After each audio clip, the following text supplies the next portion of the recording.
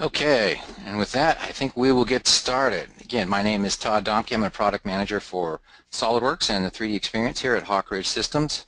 And we have an interesting technology preview today to show you something new called 3D Interconnect to solve some interoperability issues that the 3D CAD world has suffered for some time now. So it's a pretty interesting look at some new workflows and again, how to just deal with all kinds of different proprietary CAD data all within SOLIDWORKS. Okay, so going to talk about it a little bit, and then we're going to jump right into the software and show some sample workflows so you can actually see how this may improve your current workflows dealing with other types of CAD data. Okay, so what is it? 3D Interconnect.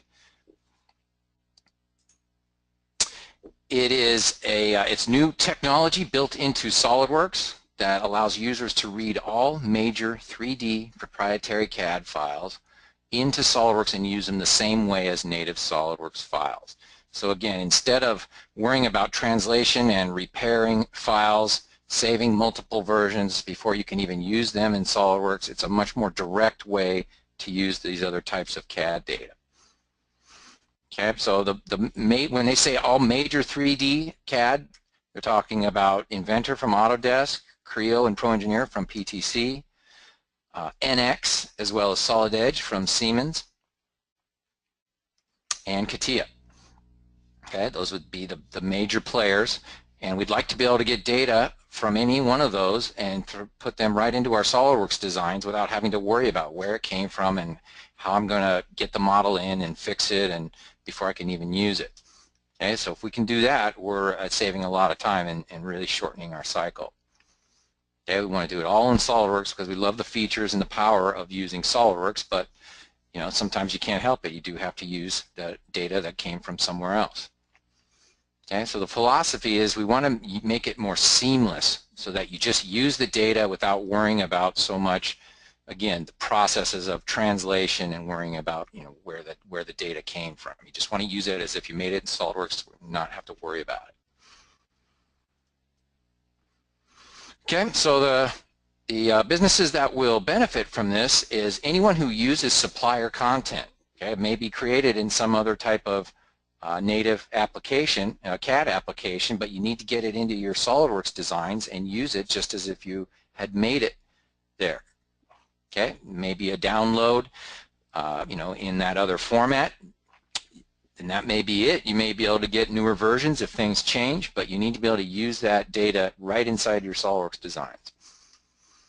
Okay, design vendors, these are the people who design tooling and fixturing around a client's part, and that tooling needs to reference the client's part geometry. Again, that part could be coming from, you know, one of those other CAD programs, but we still need to use it in our design and reference that geometry, that third-party geometry for our tooling, fixturing, molds, things like that.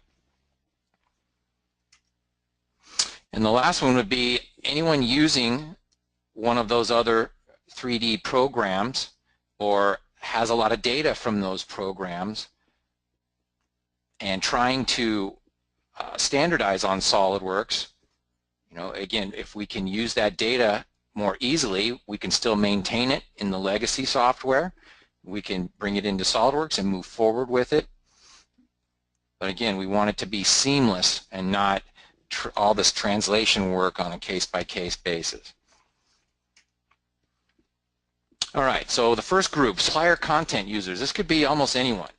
So rather than having to get my calipers out and design and redraw a part that's in another CAD format before I can use it in SOLIDWORKS, I'd like to just take what I have in SOLIDWORKS, maybe be able to add in something from another program as well as something maybe from Creo or something else, and mock it all up into SOLIDWORKS so I can use, again, those powerful SOLIDWORKS assembly features and design features. But what's critical is if one of those supplier parts changes, I need that change to be able to be easily updated and reflected in my assembly without blowing up my assembly and all my downstream references and features and mates.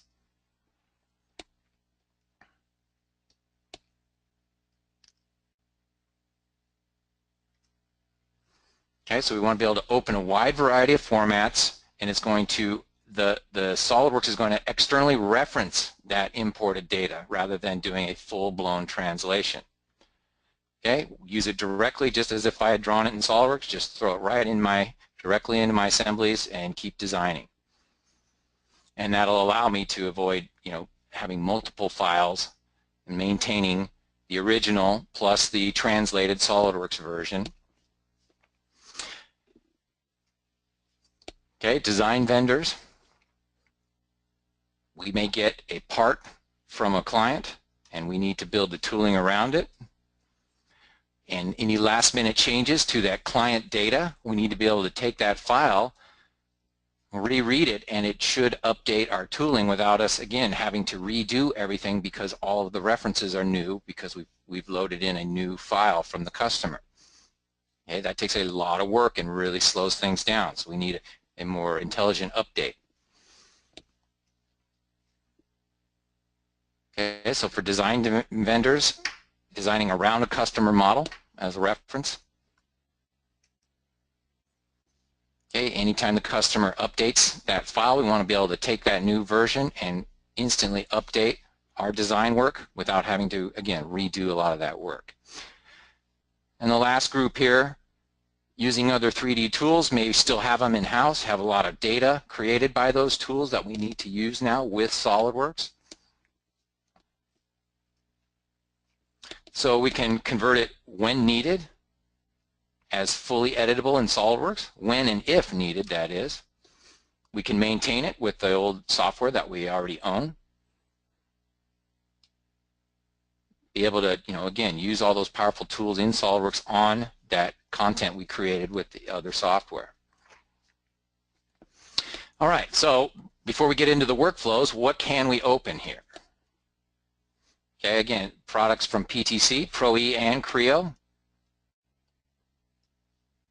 I believe 4.0 is just about to be released or was just released, so we can open up to 3.0 right now. Autodesk Inventor, again, preload versions there, and you do not need any kind of Autodesk viewer program.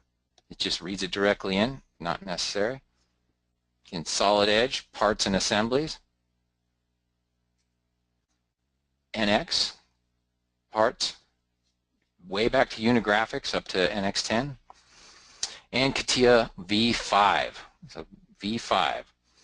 Now, you will need a SOLIDWORKS Premium license for just to open this one type of format. The other four are in all versions of SOLIDWORKS. CATIA V5, to open that, you will need SOLIDWORKS Premium. Okay, more on that later. All right, so let's get to the fun part and jump into the software and see what we can do with this. And we've put together some sample workflows so you can see how maybe this would help you in your own work. Okay, so this first one, we're just going to directly insert files we may have gotten from a vendor and use them in our design, maintain design intent while still being able to update if there are new versions. Okay, so you're going to see here we have a battery pack from, I believe it's from Autodesk Inventor. Okay, so it's got a plastic case as well as 8 batteries, 8 smaller batteries, and we're going to put that battery pack into our product that we're designing. All right, let's jump into the software. So here's the part that needs the battery pack. This is an assistive device. This is actually the control unit and motor for a device that aids people in movement and motion who may have been who may be limited due to injury. All right, so let's get a good look at this. Start working on the battery. Got some display states set up. All right, so that's the slot and the bracket where this fits. And let's say I've got this, I've either downloaded it or gotten it from a vendor. They're using Autodesk. I'm not. I'm using SOLIDWORKS. That's okay. Let's just insert that assembly in here and keep going.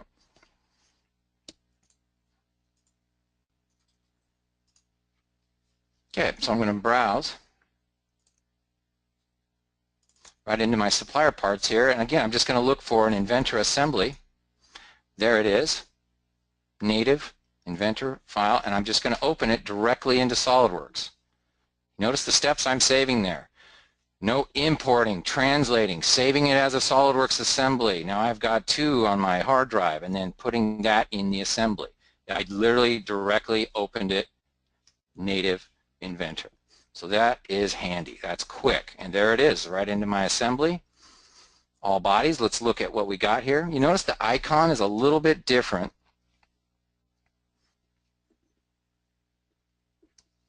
You'll see that little green arrow. What that means is it's got an external reference to the actual native Inventor information on my hard drive. Okay, so it's looking back at it to read the geometry. Okay, we've got the assembly structure, all the other parts in there. Let's see inside. Okay, there's those 8 batteries, the other things. Okay, let's get it situated in our assembly so we can continue designing. Okay, and we'll get it snug back in here. All right, and then we need to set it down on the connectors.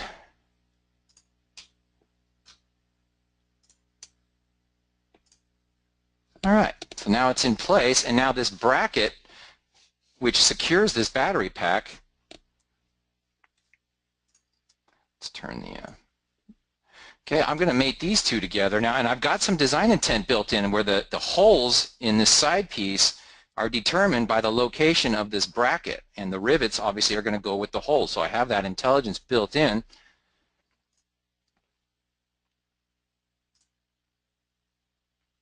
So we'll mate this together. So you see the bracket move, and then my assembly updates, and the holes move and the rivets move. Okay, so that is a reference to that imported geometry now. That face of that bracket that I drew in SOLIDWORKS is now mated to that Inventor assembly. All right, so now if there is a new version, again, rather than starting from scratch and translating a whole new assembly and saving it as a new version, a version 2 of the SOLIDWORKS assembly, and then swapping it out here in SOLIDWORKS and then having to repair all the mates, it's a much simpler task now. So to simulate this, I need to go into my folder since I don't have Inventor. Okay, I'm going to go to the version 2 that we got from the vendor.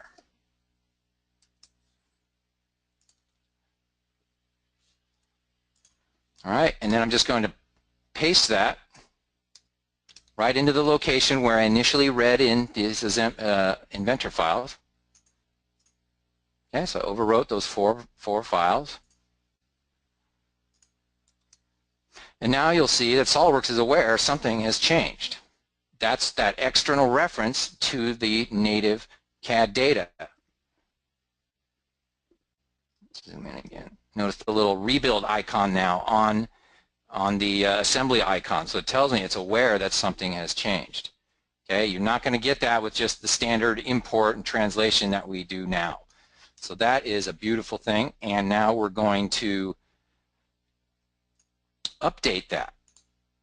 Okay, so it notifies you, and then you can update the model. So now it's going to directly read in the newer version, and that battery pack, you'll notice, is thicker because it uses different batteries. It uses 6 larger cell batteries. It got thicker. You notice it moved, because the case was thicker, it moved the bracket. I didn't lose that mate, even though it's a new version of the file, and my design intent all stays together. So again, that is a ton of time saved there, as opposed to what I used to would have had to have done. Okay, so that's one workflow right there. Just bring it in, use it directly. If updates happen, put the new files right in the same in the same location.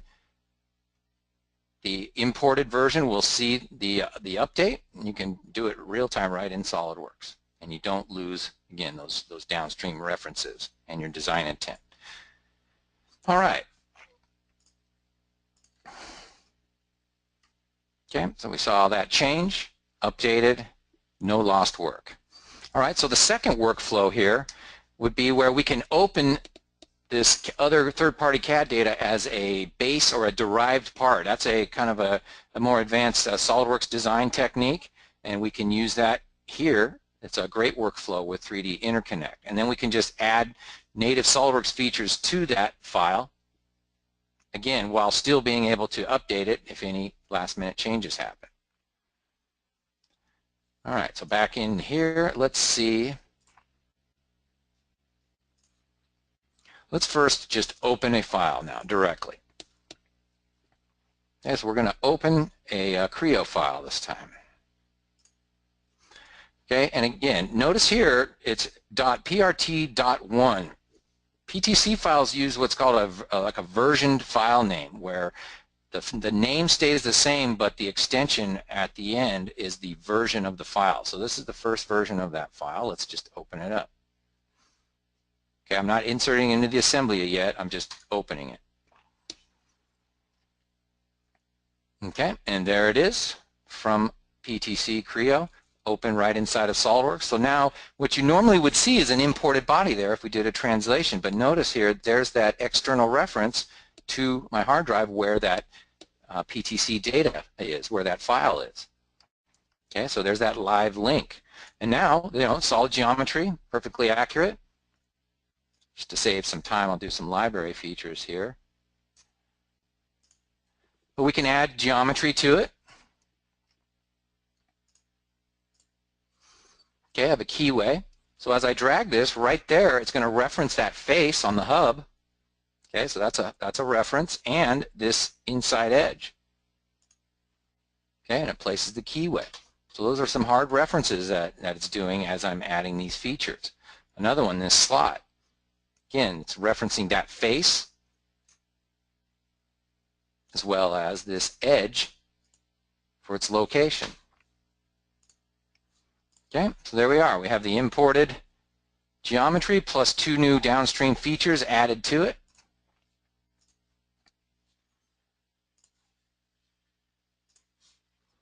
And now we'll go and insert that into the assembly.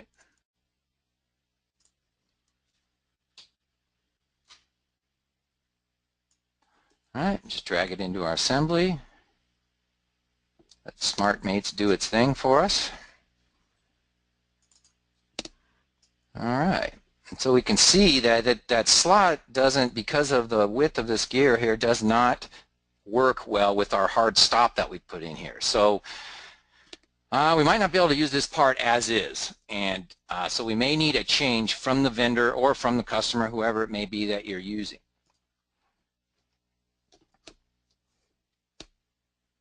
Okay, so to simulate that, again, I don't have Creo here, so I can't just open the file and change it, but I can simulate it by grabbing a .2 or a version 2 of that file.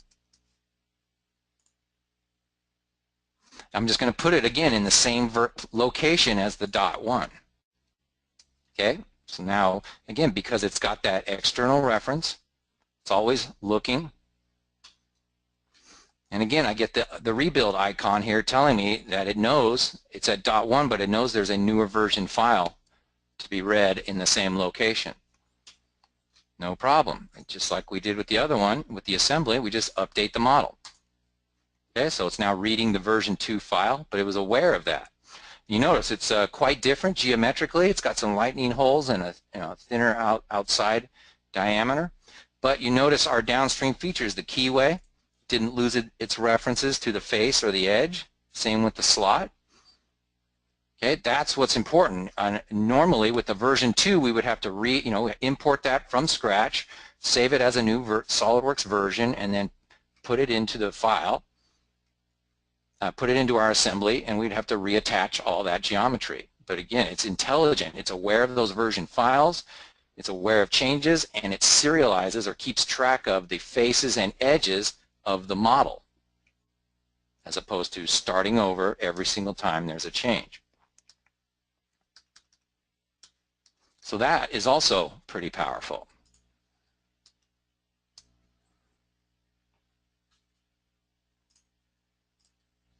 Okay, so that's opening it as a base part, using it as a derived part, and still being able to update it even if you add downstream features. Okay, it's aware, it understands these versioned files. All right, and this last one is where the part just isn't going to work as is. It's not so much about adding features to it as we need to change the existing geometry and move forward with it in SOLIDWORKS. So we can break the link from the imported file and then move forward using SOLIDWORKS, either direct editing or FeatureWorks or something like that, so we can get some native features and start making some more serious changes to the design. Okay, so we can break the link to that and then again move forward. Let's look at it in SOLIDWORKS here. All right, another view here where we'll hide some parts. Okay, again, we're just going to directly load in. This time I believe it's a solid edge assembly. It's a motor. Again, then maybe we downloaded. All right, again, directly inserted into my SOLIDWORKS assembly, no translation necessary. All right, and so now we'll get this thing mated together and we'll see how we're doing. Okay, again, smart mates, keeping things quick for us. Thank you. All right, we'll get it lined up. Let's see how we're looking here. Let's get the shaft lined up on the belt, and that'll tell me where it's supposed to go. All right. All right, so it looks like the mounting holes are pretty good. Oh, that's not good. Okay, so this hole on this adapter plate, that does not work as desired right now. Okay, so that's one where, well, we can't add another hole. We actually need to change that existing hole. All right, so when we know we need to change, when it's something, it's more of a larger change where we need to make some big geometric change to this design, what we can do now is break the link to the assembly because I need to change one of the parts inside the assembly. Okay, so this is a one direction, can't be undone, and it makes it very clear. Okay, and you'll notice here in the tree, it now has a copy of that assembly as a virtual component. So it's saved inside this assembly and not as a separate one on your hard drive.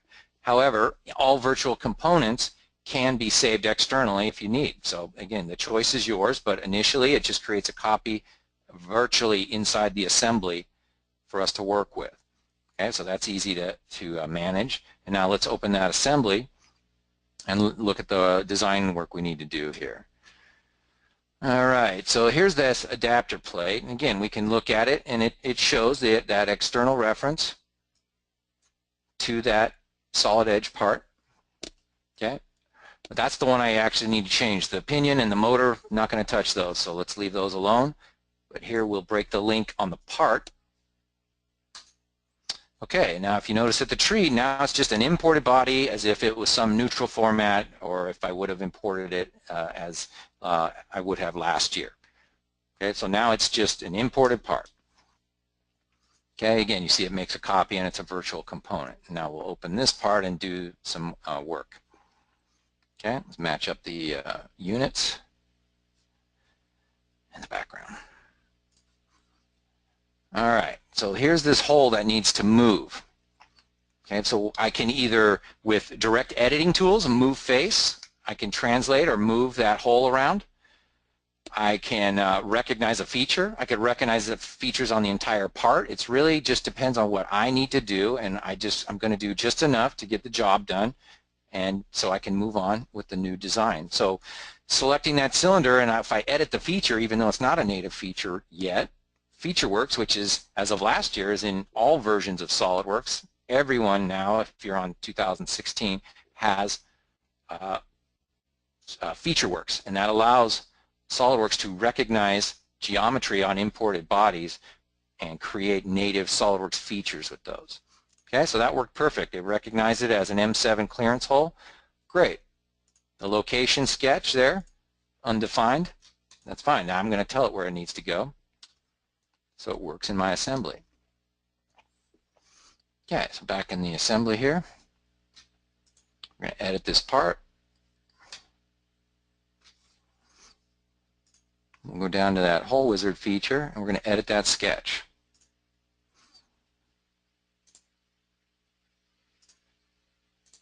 All right, I'm going to grab, I need that hole centered on this hole in the hub. Okay, so grab that edge and the center point, and we'll make it concentric. And that should do it. Okay, so I went from directly bringing in solid edge data to being able to break the link, recognize a feature, and make that geometric change to fit my design. And now this adapter plate is our own file, and we can move forward with it in SOLIDWORKS. I can do simulation studies on it. I can do a drawing of it so we can get it made specially for us.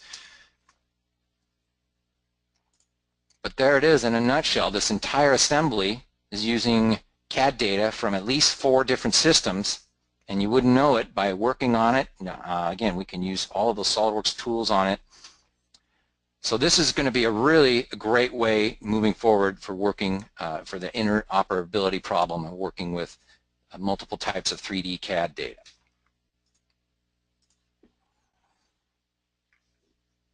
Okay, again, the takeaways here, because of those face and edge IDs are preserved, even if you break the link, again, don't lose any of that work. And now we move forward with it in SOLIDWORKS. So these are the important points here. You directly open, it's not a bunch of translation that's being done. It virtually eliminates that. It allows you to use those models in their native format that you may have laying around from other software. And it also is going to help you work directly with supplier and vendor CAD data. You're not going to have to ask for neutral formats. You can just take whatever they're using and you can use it directly in your designs. Okay, the fact that it recognizes face and edge IDs so that your downstream work doesn't get lost is huge when those changes happen. And then it even takes it further and understands versioned files from something like PTC Creo. And there's a lot of different ways to work with it. We showed you 3 pretty good samples there that we've been playing with and coming up with, and we're curious to see, once you get your hands on it, what our customers will come up with also. All right, so to close out here, a couple little things that you may be wondering. What kind of data is supported when you open these 5 types of formats directly? Solids, surfaces, and references. Okay, so perfect fidelity, solid bodies, surfaces, any reference geometry. Okay, native features you saw where it's not, you're not going to get those, but you can use SOLIDWORKS to create them moving forward. Assembly mates are not there yet. Okay, so all your parts will come in fixed in third-party assemblies. No custom properties, things like descriptions or part numbers. So those will need to be added in if you want your bill of materials to call that stuff out. So those aren't supported yet. PMI, or your 3D annotations, those will not come in also through 3D Interconnect. But as an aside, in 2017, e-drawings will show PMI from those other native formats. So that's pretty interesting. They didn't talk about it very much, but that just is kind of related, and we want to make sure everyone's aware of that. Okay, how is it packaged? As I mentioned, you will have all these capabilities in the lowest level of SOLIDWORKS, SOLIDWORKS Standard and above, obviously, except opening CATIA V5. Okay, so that'll be the only difference. You'll be able to do the other 4 formats with any version of SOLIDWORKS, and you'll be able to do all of those plus CATIA V5 in SOLIDWORKS Premium. You will need a premium SOLIDWORKS license to open CATIA V5. Otherwise, SOLIDWORKS Standard will take care of it, all of that you just saw. Okay, how does it work with PDM? This is a question we hear quite a bit. Well, as you saw, it creates an external link or associative link or reference to the native file. Okay? 3D Interconnect and SOLIDWORKS do that when you open that native file directly. So once you check in a SOLIDWORKS file that is externally linked to that native third-party CAD data, PDM will manage that associativity also. It's just like an assembly has a link to a SOLIDWORKS part. An imported part has an external link to the native data that it read directly. And so checking in that part will check in its references also. Just like you can take a SOLIDWORKS part and you can attach or create a link to a Word document or a spec sheet or a spreadsheet, something like that. just so it can be managed and travel together in the vault. That's what would happen here with your imported files. All right, and most importantly, when can I get my hands on this? Start trying it out. Okay, here's the current plan. It's been tested quite a bit starting back in the summer. The initial beta for 2017, it's been in there and being tested. That was by invitation only throughout the beta phase. Pre-release 1, it was in there for anyone to try, and all the way through SP1, which is what you're seeing on the screen with mine today. I'm on 2017 SP1. Anyone can use it, and let me show you what that looks like. Okay, it's going to be in your options under import down here. Okay, and on the file formats, you're going to see this group here at the bottom: Inventor, CATIA V5, Creo, NX, Solid Edge. And you choose that. There's your options for bringing those types of files in, but this is the critical one here. You can turn it on, but it's telling you here it is beta version still at SP1. Okay, but they want to encourage you to try it out and do some testing and provide us with feedback. We'll be glad to hand it to SOLIDWORKS. We want to know what you think, or you can go direct to SOLIDWORKS with it, with your testing. But you need to turn it on or enable it here in your options. Okay, once you do that, you'll get that file open and you'll be able to choose from those formats, and then the 3D Interconnect will work as you saw there. Okay, so in your options under import.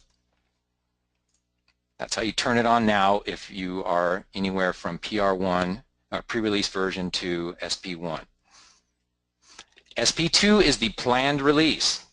Okay, notice I said planned. That is not a guaranteed release date, but that is the plan. It seems to be working well from what we're seeing. That would be sometime, in early next year. But again, right now that's just the plan, so keep your eyes open. We'll be sure to let you know when it is officially released, but it's working quite well now, even in beta. So it's there for you to try it out and see what you can do with it.